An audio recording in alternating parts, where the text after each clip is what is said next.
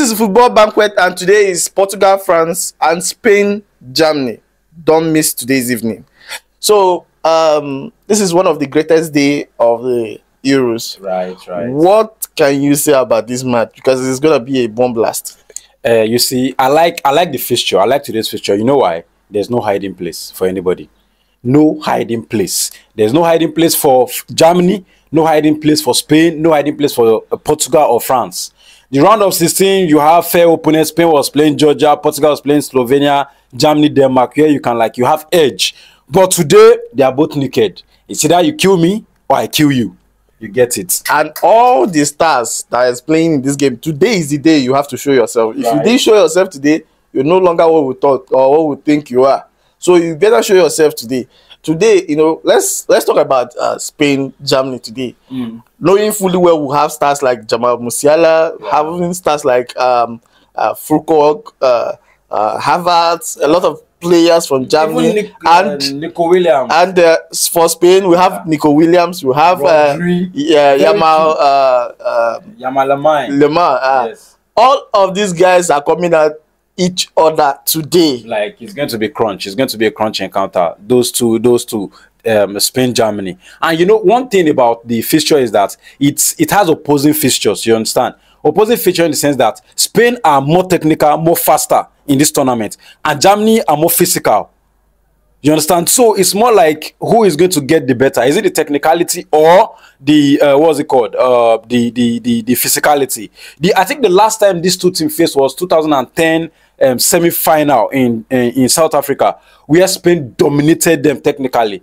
The result was, I think, a 1-0 win courtesy of a Puyo goal. But today is going to be like equal, talent-wise equal, I mean quality-wise, and then you know it's just going to be a proper football game for everybody. Do you think individuality will play a huge part in this game? Yeah. Most times, international games, they have to be that individual brilliance to like bring the difference, you get. And I think on paper, they are both equal on individual stance. You know, Jamal Musiala to block Yamal Levan, and then you have the light of maybe Sane or Witt, who is going to like come and then match Nico Williams. Whatever pressure is given, he too has it over the line for Germany. And then you have either Kai Havertz, you get it. Kai Havertz and I think Morata are both the same type of number 9. You understand? Their impacts are almost equal. So in terms of that number 9 role, I think it's a balanced game. It's a balanced game. The midfield balanced. The midfield is balanced. I mean, who is there in the Spain's midfield? It's just Rodri, Fabian Ruiz, and then one other guy. I've forgotten his name. So those two like that, those three like that, coming against Cruz, what's his name again? Andrich, and then Jamal. I saw one tweet of one of the Spanish players that didn't come to the Euros. He said, we are looking to retire Toni Kroos today. Okay, that was Joselu. Yeah, even Toni Kroos was talking about it. He said he's my teammate, and then he told me that they were going to retire me today. But he said hopefully not. Well, I think if you look at it so far, I think Spain should get the better of Germany. Why? For me. No, Spain has been the better team so far in the tournament. Like, the way they've played, they've been more convincing. Germany has just been there. I think the fixture before the round of 16, they drew it, luckily. And then against Denmark, it has to be a little bit of controversies here and there for them to go through. But against France today, there will be no hiding place. All right, let's talk about Jonathan Tah and Rudiger. You know, this is Nico Williams against the whole Nico Williams, Lamine Yamal against the whole backline of Germany. Do you think, in your widest dream, that Nico Williams, because it's almost after this is almost where Rudiger plays, can be able to surpass the person that is playing the number 2 role, and even Rudiger himself? Yeah. Well, I think if I was Julian Nagelsmann, what I would do is to retain the center half pairing for the last game. I think Jonathan Tah is not pacey enough for what is coming today.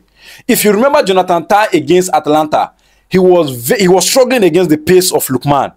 And today you have Nico Williams. People are going to be drifting into the central area. So we really need somebody who is going to be fast, like Schlotterbeck and Rudiger. You need those two guys there. Well, Jonathan Tah has the experience and, you know, the ability to sit and understand what's happening around him. But I think that's not so crucial.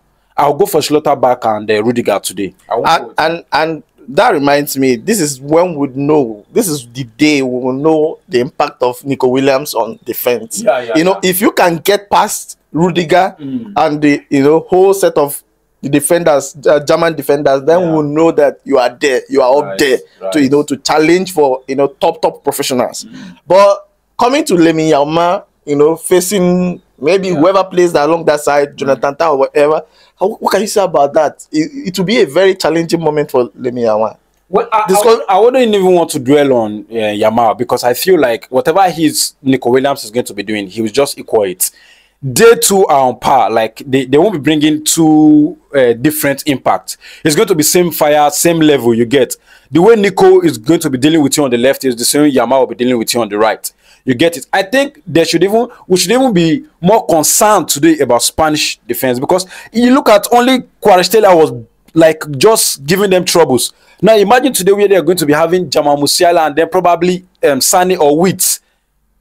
And Fukrog will still come in. So I think we should look at that Spanish defense. I don't think Spanish defense in this tournament, they've considered just one goal. You get it, but and then you have to look at the opponent they faced. Have they really faced somebody who is in form? I know they faced Croatia and then Italy, but Croatia and Italy have been at their best. And then Georgia, who wasn't a match. But today it's going to be Germany, the host, There's going to be this pressure and everything. So I think the Spanish defense is going to be really tested today. Yeah, Normand and then Laporte and then what's the name of this guy? Carvajal. So it's going to be, and this guy from Chelsea, Cucurella. So I think they are going to have a run for their money. All right, so let's talk about the midfield to midfield. Having German midfield, Toni Kroos and the rest, and having Rodri, championing their own midfield. What can you say about these two midfield colliding today, trying to find spaces to do their thing together today, because it's going to be a very heated one today. You see, that midfield has, they are polar opposite of themselves. You get it. The Spanish midfield want to touch the ball and then move with the ball. The German midfield want to look for long passes in between lines to break lines. So it's going to be really, really interesting. It's going to be really interesting how they will approach themselves. And mind you, the physicality of Andrich, you understand, is going to be tested with the technicality of Rodri. Rodri he's physical, but not with the ball. You understand? He's more technical with the ball. So his physicality is more or less when he's trying to in the box or any other place where he's trying to like defend. But when it comes about like the run in the midfield, is not physical. And then that's where Andrich kind of like beats him. Andrich is more rough, more physical, more masculine. You get it?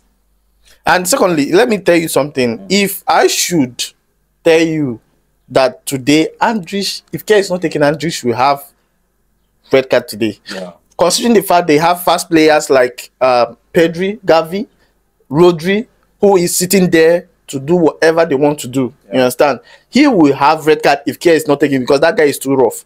So I don't know how it's gonna be, but I know it will not be easy for them. It will not be easy. It will not be easy game for them. And today, so what about Portugal and France today? Yeah, Portugal France, I think is going to be very, very exciting. It's going to be exciting.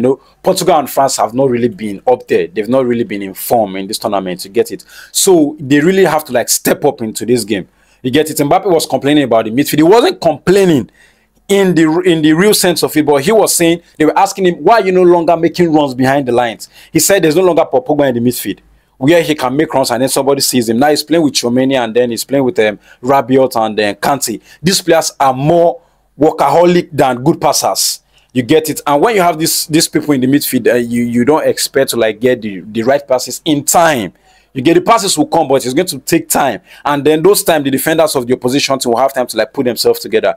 And then you look at Portugal. Portugal have been disappointing, considering who they faced. You get it? I think we can even give it to France. France have faced Belgium and then they've done well. And then they faced quite a good number of people and they've done well. But Portugal, with the people they've had to face, they've not really been. Look at the last match against Slovenia. What's happening? The goals were not coming. It was the same against Georgia. The goals were not coming.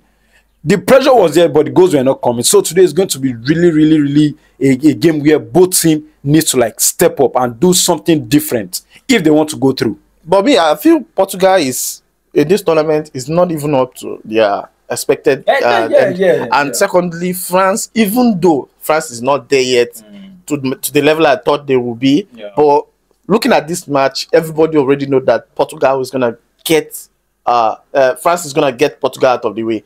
And I don't know. Is there anything you want to chip out of the design? No, there's something that I want to like throw out to the fans out there, and I'll equally ask you: do you think that Portugal should ditch Ronaldo into this game for the collective good?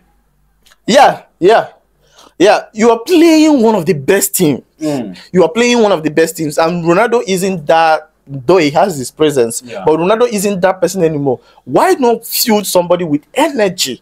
Let's match these people with energy to energy. He can always come in. He can always come in. And if you look at that Portugal team, it's a young team. I mean, if you look at Pepe, Ronaldo, I think those two guys have won the Euro. Now you have young stars there who haven't won it, and this is a good time. You know, they are young, they are talented. Why not give Goncalo Ramos the right to like come in and then let run stress the French defense, because Ronaldo don't have the runs in his leg again, so he can come in 75 minutes and then give that experience and manage the time. I think today, if I was Roberto Martinez, although it's going to be a big call, it's going to be a huge call, he will need a lot of balls to make that call. If I was him, I would keep Ronaldo on the bench for the collective good. Yeah, sure. For me, I think we needed energy in this game. Portugal needed energy, considering the fact that they are not playing well, the goals are not coming. They need energy to match France energy, because France is coming with lots of energy, lots of good runners, lots of workaholics. And a strong defense. Strong defense and strong midfield. Who won't allow you to have the ball? Very strong midfield. Once you have the ball, it's itching them. They are, giving you pressures to collect the ball. So you need a lot of energy to match theirs. And thereby, if you don't have that energy, they will suppress you, and before you know it, you concede. So that's the more reason they should go for energy instead of Ronaldo. Though Ronaldo can still come in later. That is it. So guys, what do you think? Should Portugal ditch Ronaldo? Not really ditching him entirely, but putting in maybe 70-75 minutes of the game. But what do you think? I want to get your opinion on the comment section. So if you think that they should ditch Ronaldo for this game, let me know on the comment section, and please tell us on the comment section. And please, if you have not subscribed to our YouTube channel, please go and subscribe to our YouTube channel at Football Analysis, and also follow us on all social media handles. Thank you guys for watching, and see you on the next one.